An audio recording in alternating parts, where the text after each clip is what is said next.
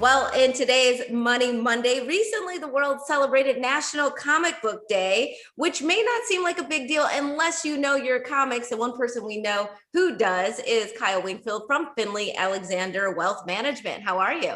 I'm pumped. Yeah. How you doing? Good. So I hear a little birdie told me that when you walk into your office, there's Bruce Wayne, Superman, and Black Panther all throughout the space. Is that true?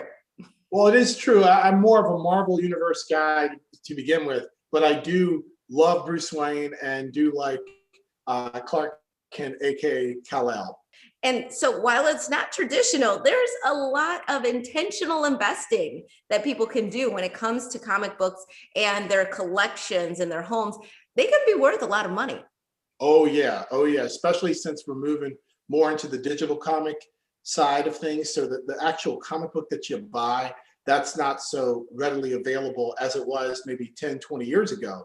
And so obviously original comic books like Amazing Fantasy #1 or Amazing Fantasy, I forget which number it is, but it's Spider-Man #1, right? Mhm. So imagine if you own that, or imagine if you own the first 5 X-Men, or imagine if you own, I don't know, Luke Cage #1. There's somebody on this call that does. So those particular comic books are really, really valuable. But again, when you bought them, you didn't think they were, but if you hold on to them, you never know. Well, I think about all these moms and dads that were just buying these for their kids, like, ah, whatever, it's a nickel, here you go. And then now, I mean, what it could be worth at this point is really crazy. Is there anything that's come out in the last few years that could be worth increased value in the future, or does it have to be super old at this point?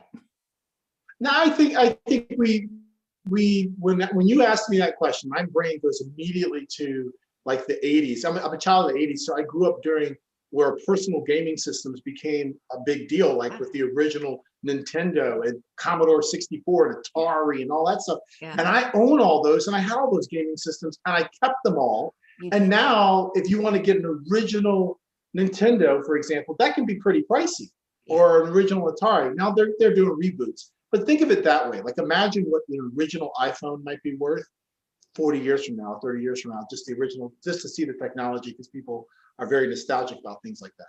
So this is considered a very, would you call it a smart investment, a clever investment? I always think it is a smart investment because you're able to enjoy it at the same time that it is appreciating. Is that correct? I mean, I'm a layperson, so I don't know.